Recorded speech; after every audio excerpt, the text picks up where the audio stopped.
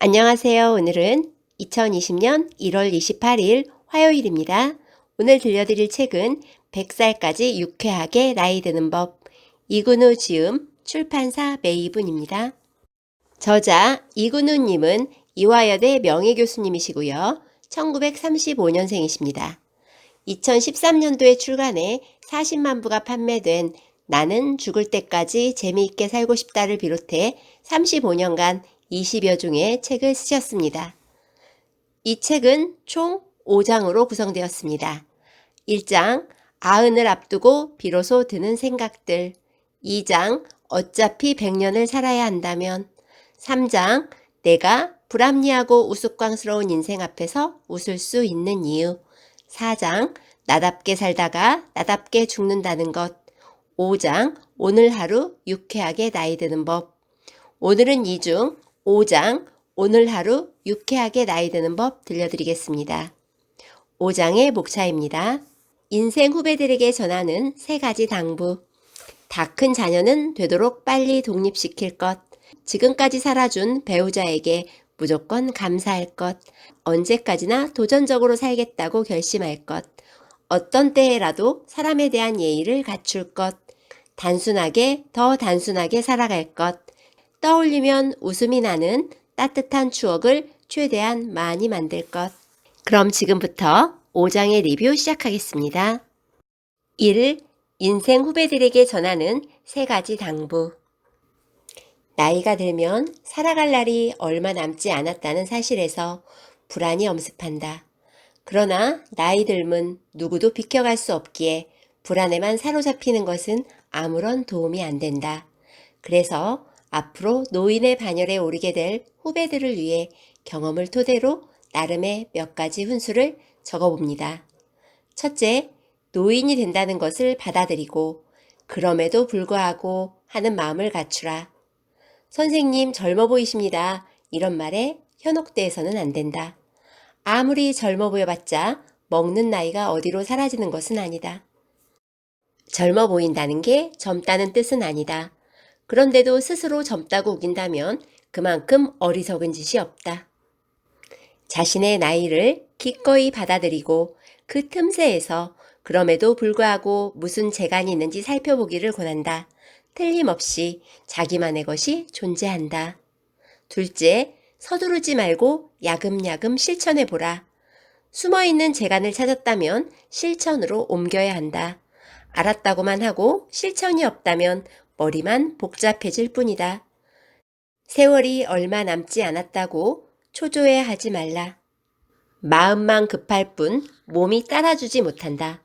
그러니 조급함은 내려놓고 과정을 즐겨보자. 즐겁지 않은 것이 없을 것이다. 나이가 들면 결과에 집착할 것이 아니라 과정을 즐길 줄 알아야 한다. 젊어서 처절하게 경쟁하면서 살아왔다면 그 가치를 보상받아야 한다. 그 보상이 다름 아닌 야금야금 하는 과정의 즐거움이다. 야금야금은 여유로운 마음에서 비롯된다. 야금야금 행동한다는 것은 마치 가랑비에 옷이 젖는 것과 같다. 여유롭게 과정을 즐기겠다고 마음먹으면 급할 때는 보이지 않던 것들이 점차 눈에 띈다. 새로운 발견이 늘어날수록 즐거움이 커지고 즐거움은 꾸준함으로 이어진다. 셋째, 내가 거둔 곡식을 남과 비교하지 말라. 장 프랑스와 밀레의 만종은 일과를 끝낸 농부 부부가 경건하게 감사기도 드리는 모습을 그린 그림이다. 나는 이 그림이야말로 노년의 가장 이상적인 모습이 아닐까 싶다. 1년 동안 정성 들여 가꾼 곡식을 수확하면서 지금 이 순간을 온전하게 받아들이는 태도, 곡식이 풍족하든 모자라든 내 노고의 결과로 받아들이면서 기도하는 모습. 나이가 들면 지나온 삶을 그 자체로 온전히 받아들이고 감사할 줄 알아야 한다. 노년기의 평온과 만족감은 과거를 얼마나 수용하느냐에 달려있다고 해도 과언이 아니다. 하루를 살아도 내 인생이다. 이런 가치를 실현할 수 있는 시기가 바로 노년기이고 인생 후반전에 들어선 때부터 준비하면 더욱 좋다. 우리의 생애는 과거도 중요하고 미래도 중요하다. 그러나 오늘이 없이는 아무 소용이 없다. 지금 여기에서 빛나는 행복을 찾아 설계해 보길 바란다. 2. 다 큰 자녀는 되도록 빨리 독립시킬 것. 내가 부모 노릇이 힘겨운 사람들에게 해주고 싶은 당부는 이렇다. 첫째, 자녀의 속성을 관찰하라. 환자들에게서 발견한 부모와의 갈등은 크게 두 가지로 구분된다. 하나는 부모가 자식을 너무 억압하면서 키운 경우고, 다른 하나는 너무 방임하면서 키운 경우다. 세상에 자식을 잘 키우고 싶지 않은 부모가 어디 있을까? 그러나 고집이 세고 자기 주장이 강한 자녀에게 부모의 사랑은 때론 억압이 되기도 하고, 비교적 수능적인 자녀에게 부모가 주는 자유는 부모가 나를 버렸구나 라는 느낌을 주기도 한다. 즉, 같은 부모의 사랑이라도 받는 자녀에 따라 억압이 되기도 하고 방임이 되기도 하는 것이다. 그런데 자녀는 부모라는 큰 우산 아래서 미래의 자아를 성장시켜 나가기 때문에 부모의 일방적인 양육 태도에 영향을 받을 수밖에 없다. 그러므로 부모가 나서서 자녀의 코드에 맞춰야 한다. 부모가 자녀의 속성을 파악해서 적절히 대처해야 한다. 자녀가 어릴수록 그 책임은 부모에게 있다.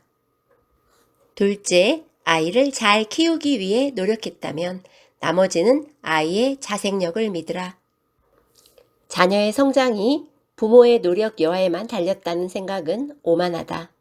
아이는 부모 말고도 세상과 만나며 자기만의 길을 개척해 나갈 것이다. 그것이 그 아이의 고유함이자 독특함이다.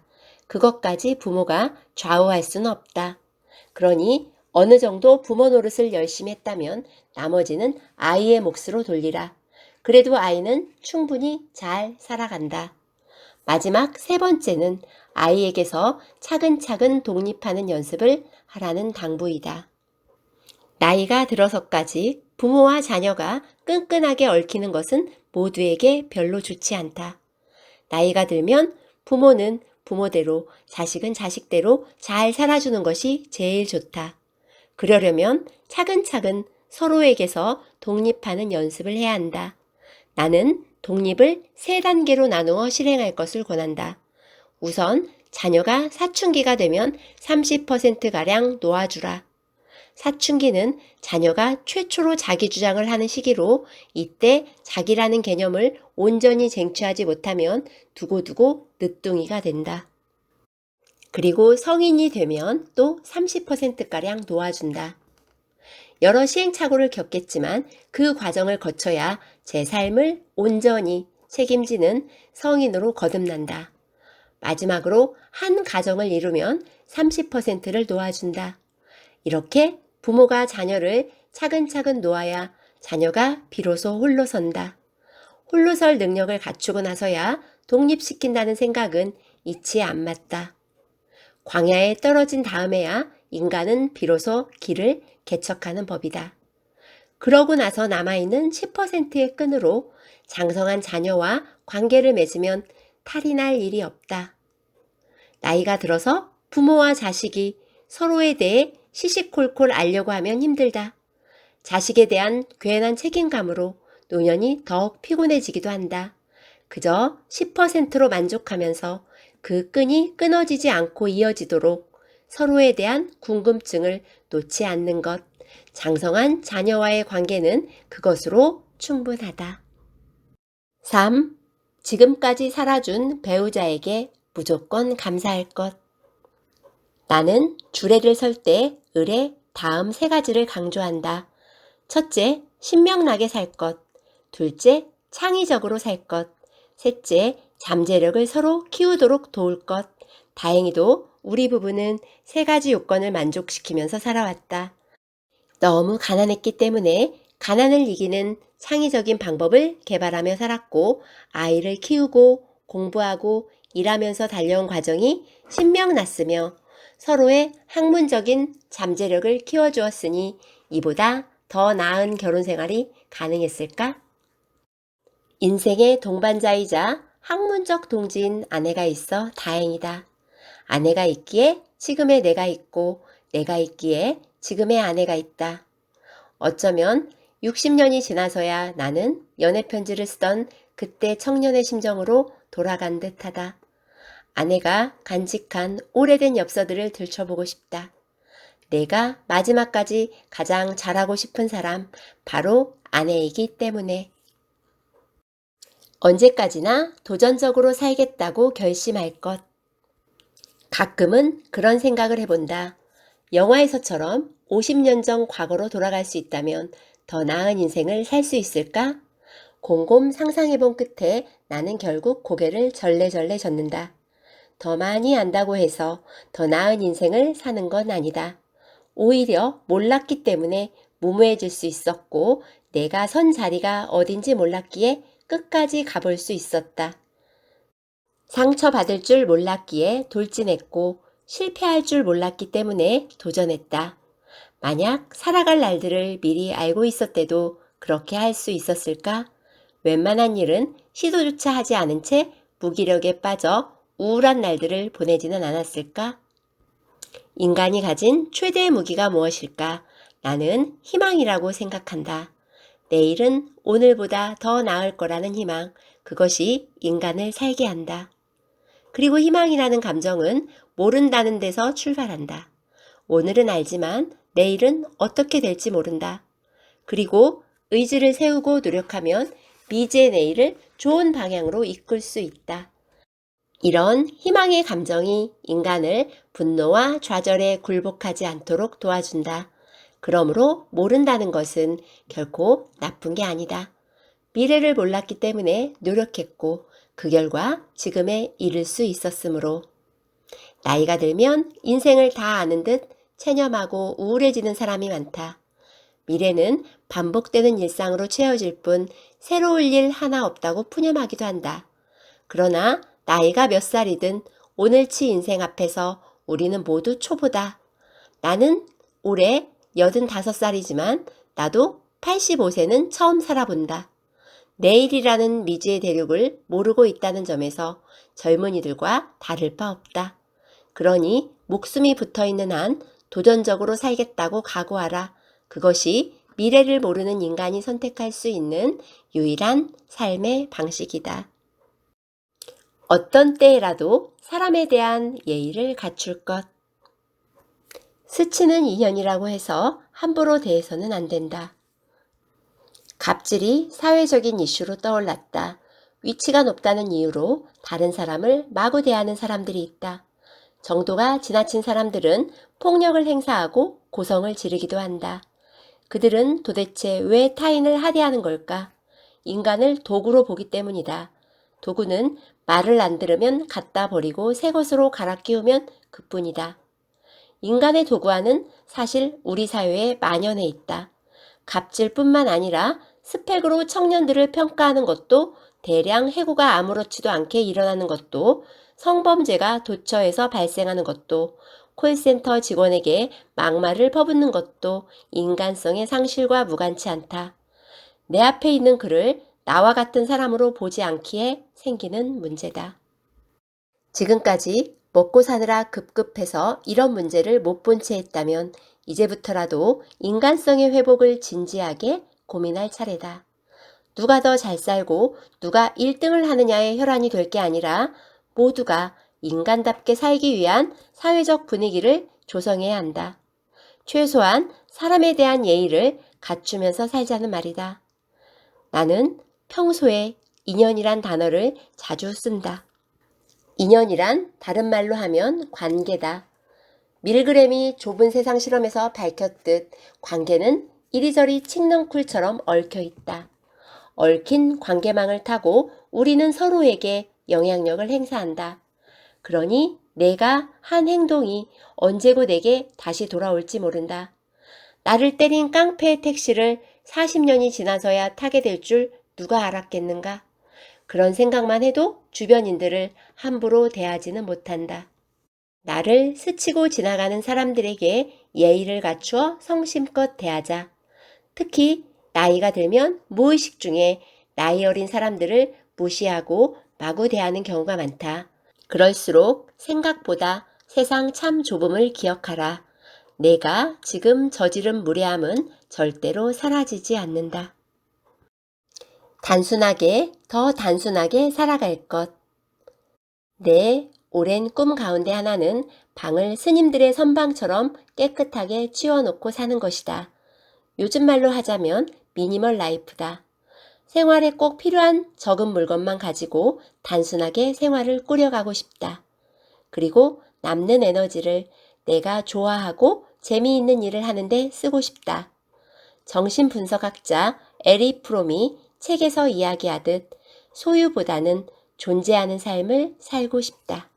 나이 들수록 단순하게 사는 게 좋다. 단지 생활 환경만을 이루는 게 아니다. 나이가 들면 감정도 사고도 복잡하고 산만해진다. 특별한 병이 아니더라도 사고 연상이 느려지고 생각의 회전이 둔해진다. 더욱이 기억의 결손과 맞물려서 사고는 중구난방으로 흩어지고 결과적으로 사고의 내용까지 잡동사니가 되어버린다. 노인이 묻는 말에 딴 대답을 하거나 말의 요지가 흩어져서 삼천포로 빠지는 게 바로 사고력 저하 때문이다. 감정도 마찬가지다. 나이가 들면 사소한 일에도 노여움을 타는 경우가 잦다. 상식적으로 판단하고 단순하게 이해해도 될 일을 왜곡해 받아들임으로써 스스로를 힘들게 만든다. 노인이라고 무시하느냐며 공공장소에서 불같이 화를 내거나 어른 대접을 받겠다며 무례하게 행동하는 이들이 이런 경우다. 그들의 가슴 속에서는 특정 감정이 느껴지면 자동으로 증폭되고 행동화로 나타난다. 분노 조절이 잘 안 되는 것이다. 그런데 나이가 들어 감정 조절이 안 되면 위험한 상황에 빠질 수 있다. 강렬한 감정은 신체적인 현상을 동반한다. 즉, 감정이 격해지면 몸이 이상신호를 보내기도 하는데 나이가 들면 이상신호를 넘어서 생명이 위급한 상황에 놓이기도 한다. 지나친 슬픔이 죽음이라는 결과를 낳은 적도 있다. 기쁨도 지나치면 위험하기는 마찬가지다. 감정을 조절하는 습관을 들이는 게 좋고 사건을 있는 그대로 단순하게 받아들이는 마음의 근육을 키우는 게 좋다. 나이가 들면 자기 감정을 알리고 표현하는데 인색하지 말아야 한다. 그것이 감정 조절의 첫 번째 열쇠다. 나이 들면 맺힌 것을 풀고 싶다는 말을 많이들 한다. 그동안 쌓인 오해를 풀고 나쁜 감정은 털어내고 싶다는 뜻이다. 결국 모든 걸 내려놓고 가볍게 떠나고 싶다는 소망의 표현이다. 마지막에 이르러 자유를 만끽하고 싶다면 살아있을 때 미리미리 준비해야 한다. 쓸모없는 물건을 버려서 깨끗한 생활 환경을 만들듯이 쌓인 감정도 해소해서 정서적으로 단순한 상태에 이르러야 한다. 그 방법이 바로 자기 감정을 있는 그대로 바라보기와 표현하기다. 감정을 잘 읽고 잘 표현하면 앞으로도 크게 맺힐 일이 없다. 앞으로 더 단순하게 살고 싶다면 꼭 명심하고 지켜나가야 할 일이다. 7. 떠올리면 웃음이 나는 따뜻한 추억을 최대한 많이 만들 것. 누구나 살면서 경험했을 법한 일상적이고도 사소한 순간들, 예컨대 아이들과의 즐거운 한때나 환자들과의 우스운 대화, 홀로 산을 오르며 느꼈던 평온 같은 것들이 자주 떠오른다. 그러면 내 마음은 훈훈해지고 미소가 머금어지며 오늘 하루를 즐겁게 살아갈 힘이 솟는다. 나를 가장 행복하게 하는 추억을 꼽으라면 아내가 1년간 미국에 교환교수로 가 있는 동안 아이들과 알콩달콩하게 보냈던 시간이다. 나는 주말마다 초등학생인 내 아이와 무엇을 하면서 보내야 할지가 가장 걱정됐다. 마침 한국일보사에서 주관하는 주말 거북이 마라톤 대회를 발견하고는 작정하고 1년간 일요일마다 아이들을 데리고 이 대회에 참가했다. 우리 가족은 노닥거리기도 하고 장난도 치면서 앞서거니 뒤서거니 걸어갔다. 따뜻한 햇볕 아래 땀 범벅이 되어 시끌벅적 팔각정으로 올라가는 아이들의 뒷모습은 내 인생에서 가장 아름다운 한 장면으로 각인되었다. 별것 아닌 가족 나들이가 나에겐 가장 행복한 추억으로 남았다. 가끔 팔각정을 지날 때 아이의 손을 잡고 지나가는 젊은 부부를 볼 때 아이들과 공을 차는 아버지를 볼 때, 이제는 장성한 내 아이들이 손주들과 어울려 노는 모습을 볼 때 나는 거북이 마라톤의 추억이 떠오른다. 그리고 그들의 소중한 한때가 잊히지 않기를, 가능한 한 그런 기억을 많이 만들며 살 수 있기를 마음속으로 빌게 된다. 작지만 아름다운 추억들이야말로 우리의 인생을 진정으로 빛나게 해주기 때문이다. 일상에 숨어있는 행복을 최대치로 찾아 누리라. 사소하고도 소중한 추억들이 모여 인생을 빛나게 한다. 추억은 무엇과도 바꿀 수 없는 재산이다. 당신이 포착한 오늘치 추억이 먼 훗날 하루를 버티는 힘이 되어줄 것이다. 그러니 지금부터 좋은 추억을 가능한 한 많이 만들며 살기를 바란다. 우리는 일상의 곳곳에서 즐거울 수 있다. 결국 남는 것은 행복했던 추억들 뿐이므로. 이상으로 100살까지 유쾌하게 나이 드는 법 제5장 오늘 하루 유쾌하게 나이 드는 법 리뷰를 마칩니다. 이렇게 훌륭한 책을 써주신 이근우 교수님께 감사드립니다. 또한 낭독을 허락해 주신 메이븐 관계자 여러분께도 깊이 감사드립니다. 이상 꽃사슴이었습니다. 감사합니다.